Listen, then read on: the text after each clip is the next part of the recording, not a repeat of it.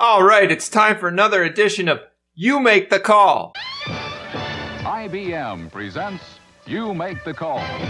Early in the third quarter, the Jets punter punts the ball. Brandon Powell for the Vikings awaits the punt. What happens on this play? A, Powell lets the ball go, bounce into the end zone for a touchback. B, disgraced former Vikings cornerback, now special teams guy, Caleb Evans, runs into Powell. C, Caleb Evans lets himself get blocked into Brandon Powell, nearly causing a fumble recovery for the Jets. D, the Vikings rough the punter, and on that very same play, Powell makes a very dangerous play on the ball to almost fumble. E, the Vikings punt coverage guy, number 26, don't know his name, not going to look it up, almost blocks the Jets defender into Powell. F, there's an illegal block in the back that pins the Vikings very deep in their own territory, which leads to them punting out of their end zone that leads to a Jets touchdown. Now the answer here is A. It just bounces for a touchback. But all those other things happened. There's another play where on a Vikings punt, Caleb Evans ran into he kicked the Jets return guy as he was catching the ball and got a flag. I mean, the Vikings punt team, so atrocious. There are certain people who, if they're on your team, are going to destroy you. We had Mackenzie Alexander. This guy is such a turd. It was a first down play, and he stands up and does this.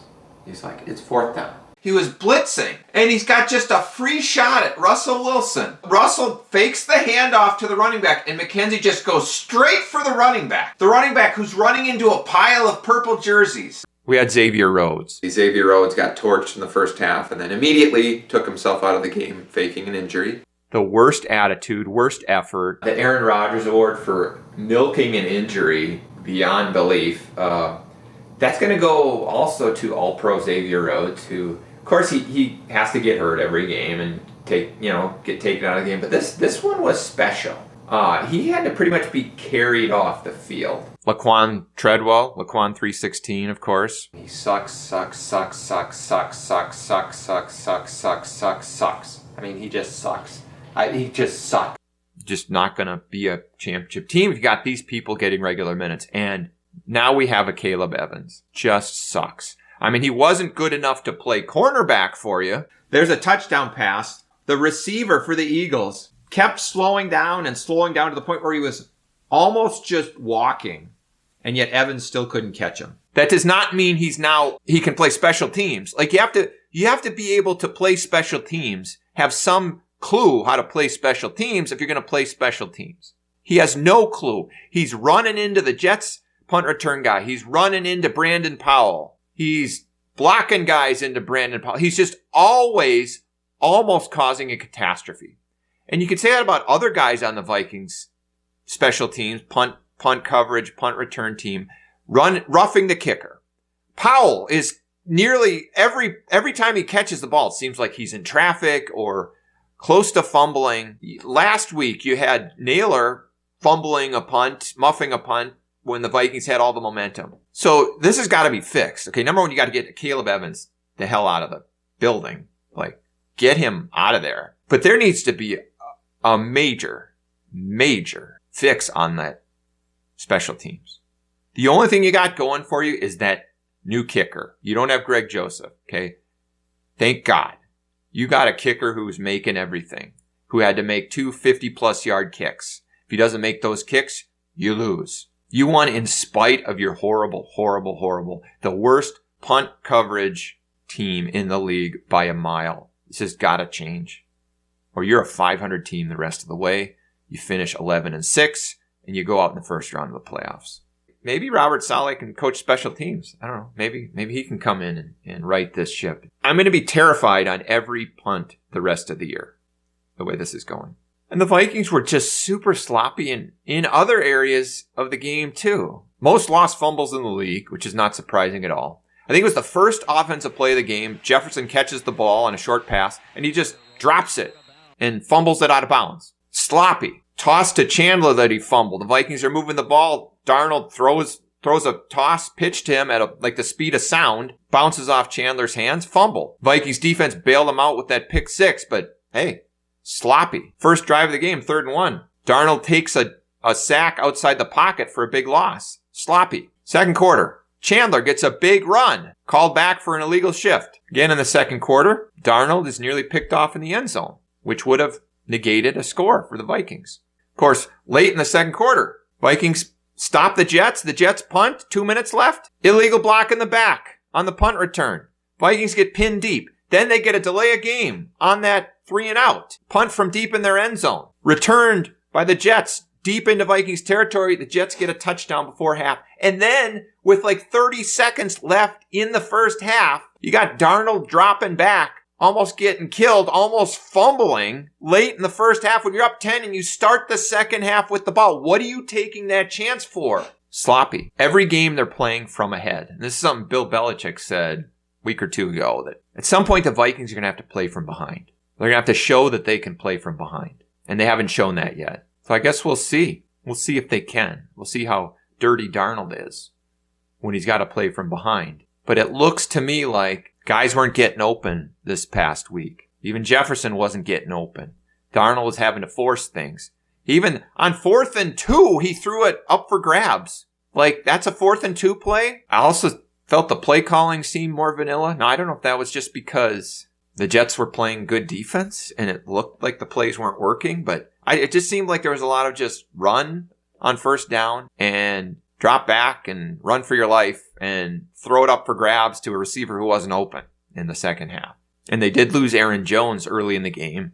I think Aaron Jones has been great. He is great. But I think it's been overstated how big a loss that was and how big of an effect that had on the Vikings offense. Because after Jones went out, Chandler had a big run that was called back because of an illegal shift. And the momentum kind of just changed in general. The Jets defense started playing better.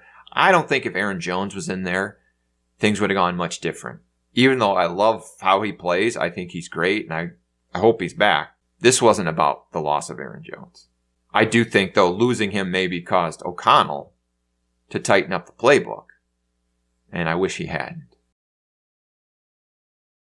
Anyway, our awards for this week. The Dirty Darnold Awards.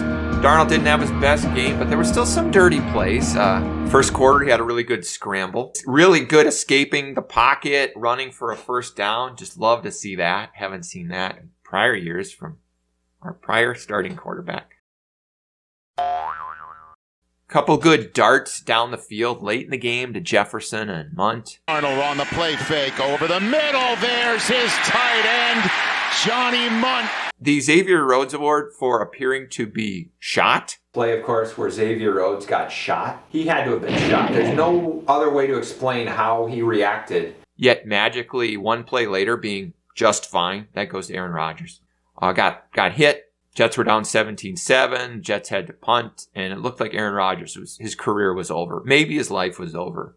But then one play later when the Vikings were up the punter, he just magically came back out and moved him down the field. He's not just dead yet. Miraculous. It's almost like he wasn't really hurt that bad, and he was just overacting.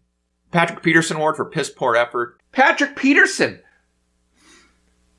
I think I could outrun this guy. That also goes to Aaron Rodgers for his complete lack of effort after he threw that pick six to Van Ginkel. Just no effort at all. None. It's almost like he didn't want to win the game, really.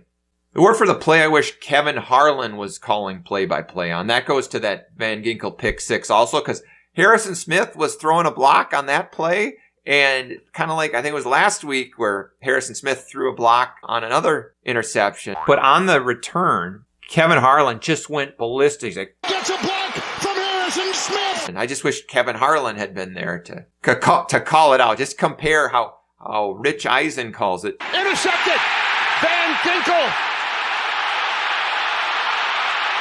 Down the sideline. To how Kevin Harlan would have called it. Gets a block from Harrison Smith. Would have been so much better. Gets a block from Harrison Smith. The word for a guy who appears weightless, that, as always, goes to Garrett Bradbury, who just, I don't know, on one play, he just got thrown back into Darnold, and Darnold got sacked. Good to see. Some things never change.